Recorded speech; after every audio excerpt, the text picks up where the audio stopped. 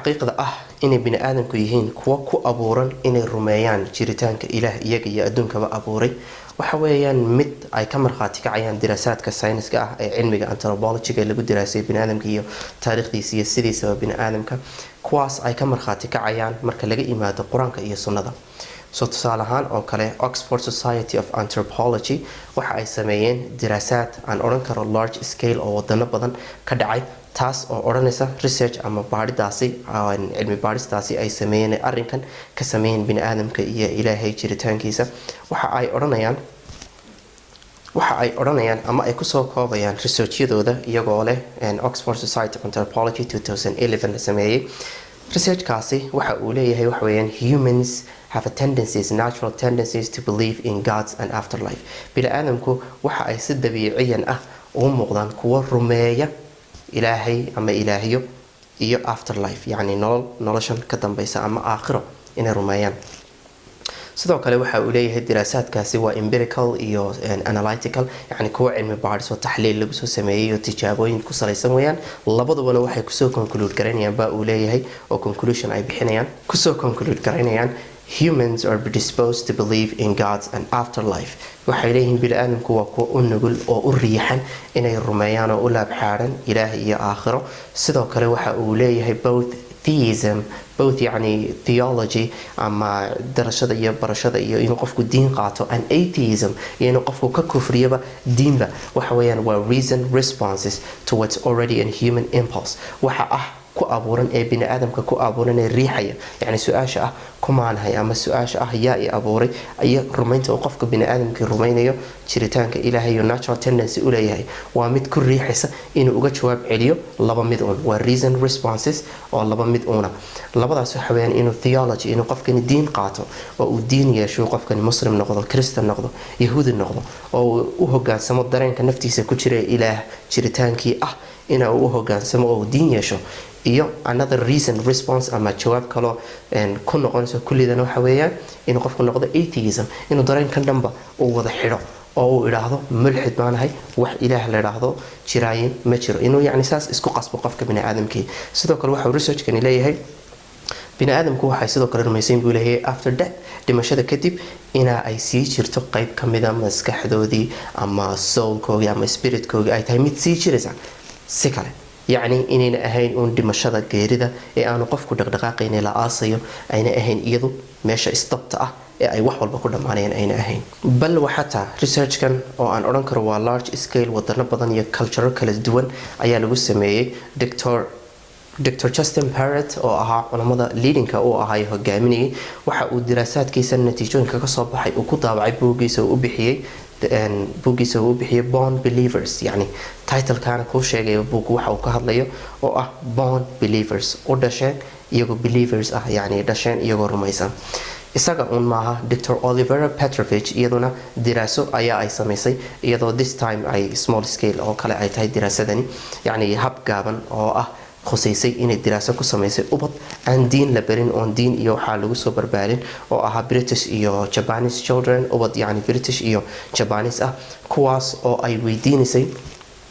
oo ay doonaysay inay ciyaalku yihiin yani ma yihiin kuwa iyagu garta rabbi iyagoon cidi barin ay ku diraasada ku baarisay dabadeed ciyaalkaas waxa ay weydiinisay su'aalaha ah yani aygan yaa abuuray aygan halkee ayuu ka yimid ama aygii ugu horeeyay halku ka yimid iyadoo optionska ay siinaysa ay haayeen saddex oo ah yani kow ilaahay ayaa abuuray laba lama yaqaano iyo saddex bini aadam kale ayaa abuuray dabadeed ciyaalku waxa ay ka yaabtay in jawaabtoodu ay ahayd ilaahay ayaa sameeyay ta kale ee ka sii yaabka ahayd ayaa waxa ay sameysay in ciyaalkani marka ay weydiiso inay describe gareeyaan ama ay sifeeyaan ilaahan ay leeyihiin waa uu abuuray ay ciyaalkani noqdeen kuwo عاجزين إن الشيئان صفاتك إلها يعني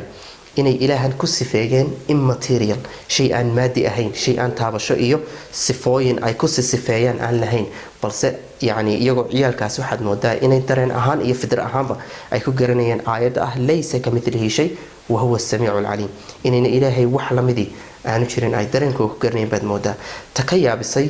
نينكي أسيستن كأو أها جابانيس كأها أيا وح ويري إن يعني وحوري أنا كجابانيس philosophy جيجا قريب كمد ما أهين إن ciyaalku yani ay ka fikiraan outside of waxaan ay arkayaan ama adduunkan materialka ay arkayaan oo diinteeda Shintoismka la yiraahdaa uu yiri ma aha mid ilaahay u fasirta oo ilaahay uga sheegto dadka u barta qaab uu yahay mid wax abuura ah balse يعني ayna ahayn diintooda mid u bandhigta oo dadka barta sidii uu ilaahay yani abuur ahaan oo kale u bandhigto dadka u barta ayna ahayn ayaa u sheegay balse ay cajiib tahay in ciyaalkani ay iyagoo culture-ka ay ku korayaan oo yahay kaasi ay jawaab sidan oo kala ah oo ka baxsan culture-koogii ay bixiyaan Dr. Oliver Petrovich waxa ay ku soo koobaysaa research-keega ah statement-iga caanka ah ee ah theism is innate, atheism is adaptive. Theism iyo rumaynta ilaahay waa mid innate, waa mid fidri ah, waa mid lagu dhasho halka ay tahay atheism ama in ilaahay laga gaaloobo alla koodnimo lala imaado ama ilxaad uu yahay mid adaptive ah, mid la barto, mid la kasbado, mid aan ahayn isagu mid lagu dhasho oo dareen gudaha ku sii jira aanu ahayn balse lid jawaab ku ah yani dareenkaasi ama suppression ku ah oo dareenka qofka ee ah inuu ilaahay jiro cadaadis ku ah taasina waxay dhalin kartaa psychological depression iyo qofku inuu siraac iyo naftiisa uu kadeed iyo yani dagaal kula jiro waxa isaguna xusid mudan mulxidka diin la dagaalanka ah mulxidiintu waa laba mulxid waxa weeyaan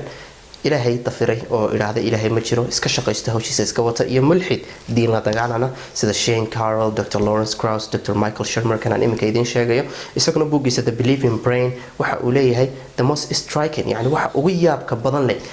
bini aadamka waa uu leeyahay waxa weeyaan agenicity waa maxay agenicity waxa uu leeyahay the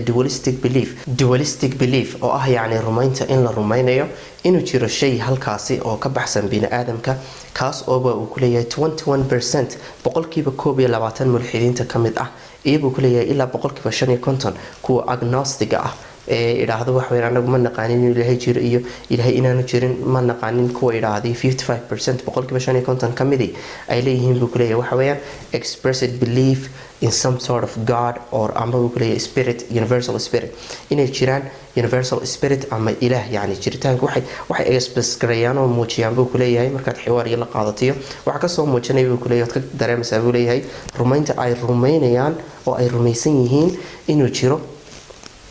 agent sare yani ilaah ama waxa weeyaan universal spirit ama yani ruux sare sida iyagu aaminsan yihiin yani inuu jiro wax ka sareeya oo ka awood weyni inuu jiro ay rumaynayaan oo uu leeyahay soo yani boqolkiiba 22 mulxidiinta kamid ah iyo boqolkiiba 55 kuwa agnostiga isku sheega ee ah anagu ma naqaanin inuu ilaahay jiro iyo inuuna jirin ilaahda soo boqolkiiba 55 dareenka fidradu waxa weeyaan isagu mid ku riixay inay rumeeyaan arintaas iyagoo already uba ku jiro ay yihiin in afka kuwa ka dafira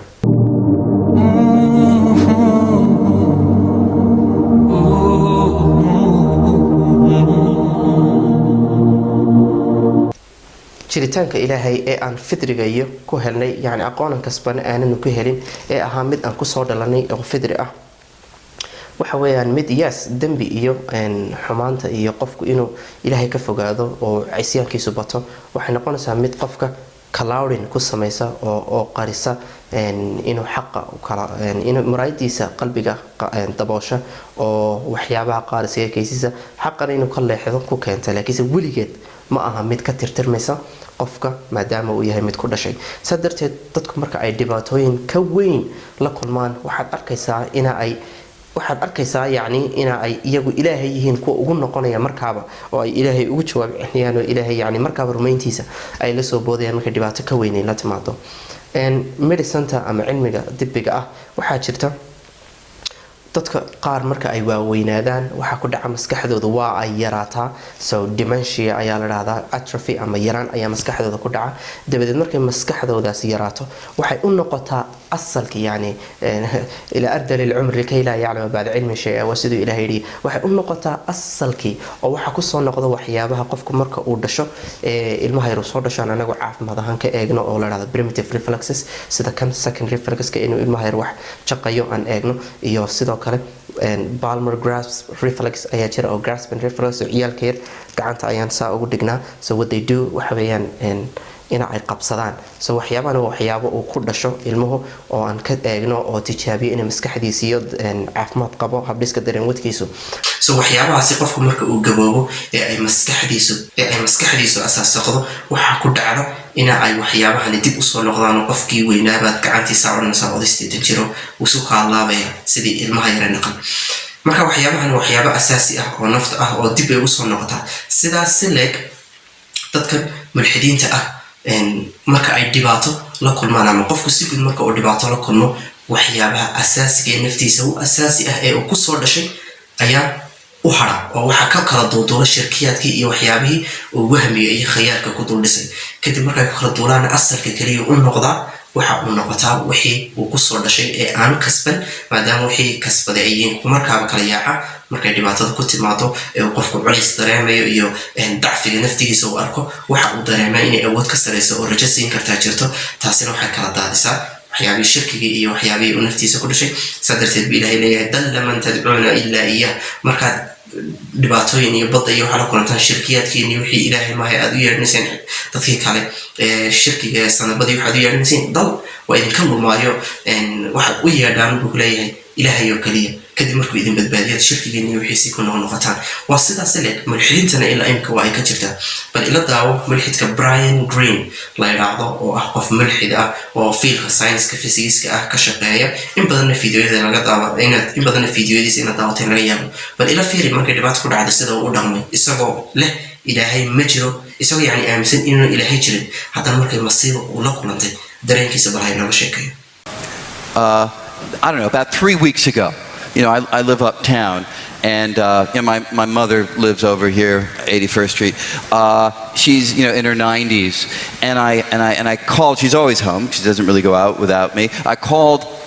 You know, the answer machine picked up. She didn't answer. I called again. She didn't answer. I'm starting to like really freak out. So I get in the taxi cab, and I'm racing down to 81st Street, and I'm telling you, in that taxi cab, I was praying to God that she would be okay. And I'm praying to God, and I know that I do not think there is a God, okay? This is a totally irrational thing that I'm doing. Let me just quickly say, if you're there, I'm sorry, all right? If you're, you know, I just gotta hedge my bets, you know, it's a conversation here. I'm just sort of saying how I feel. But I'm like really praying, and when I got there and everything ultimately was fine,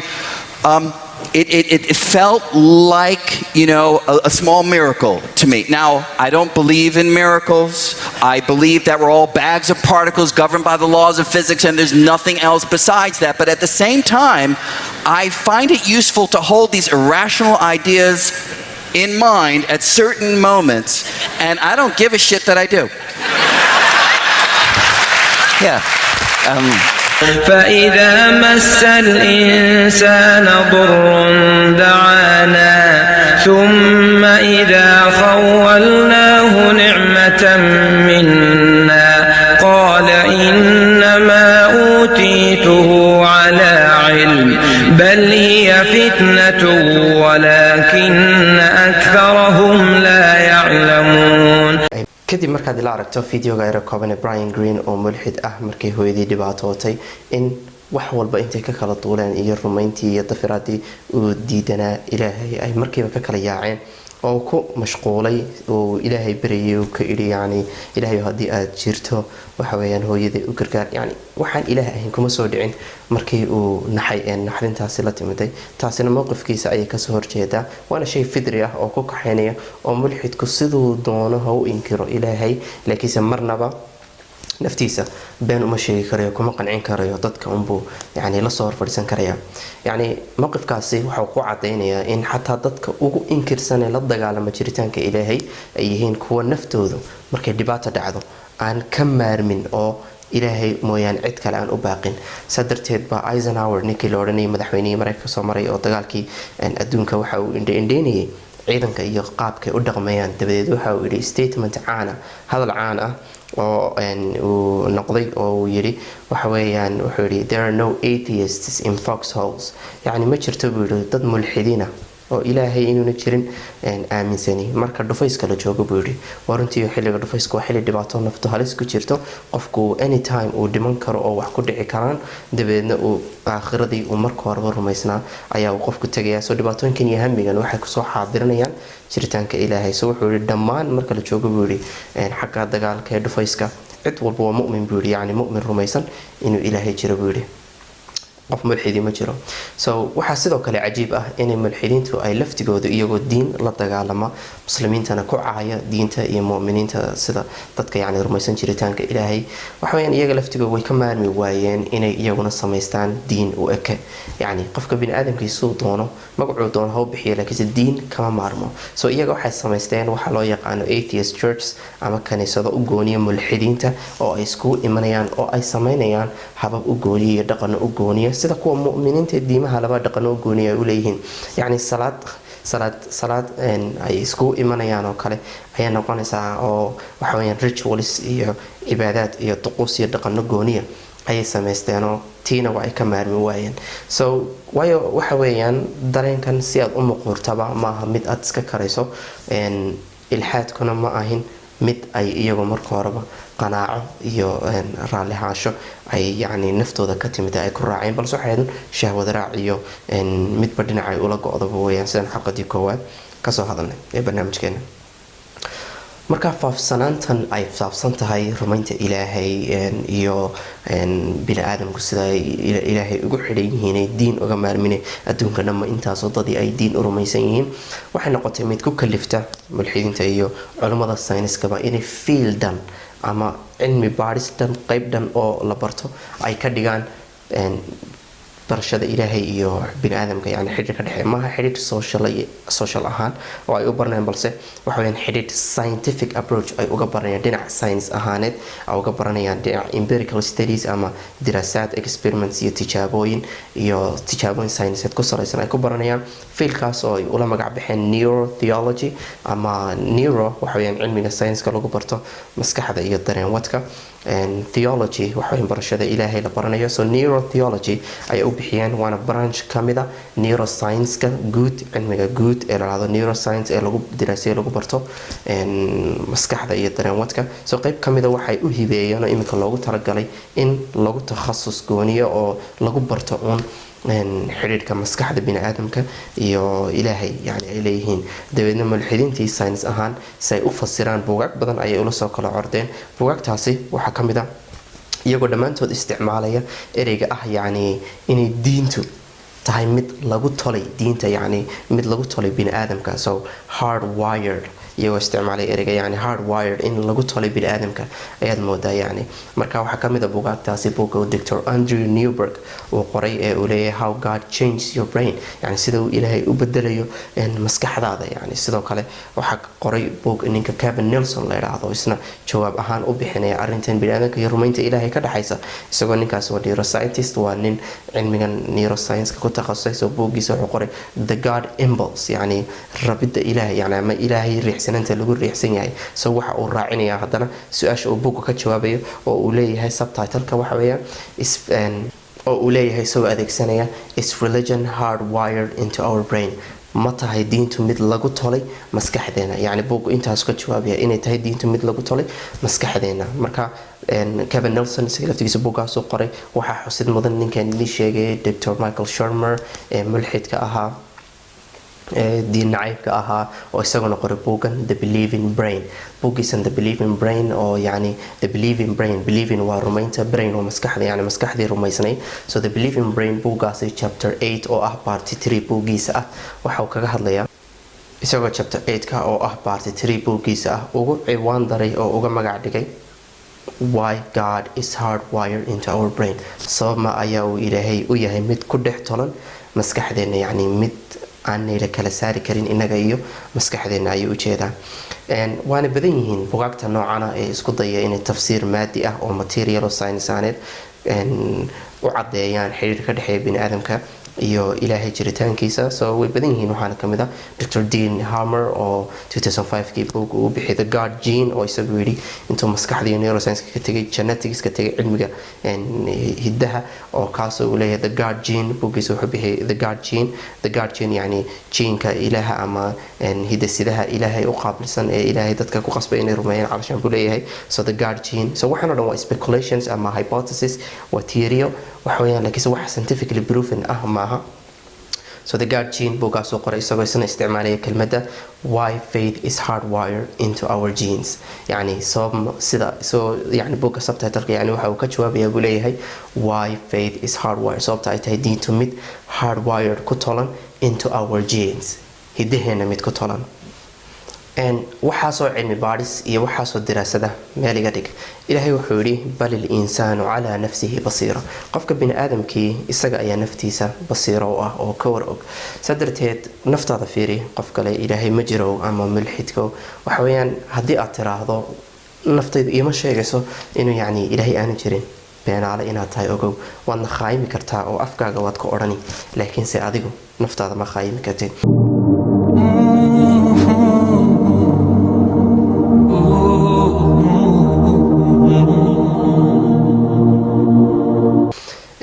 ilaahay waxaan kusoo koobayaa xalqadan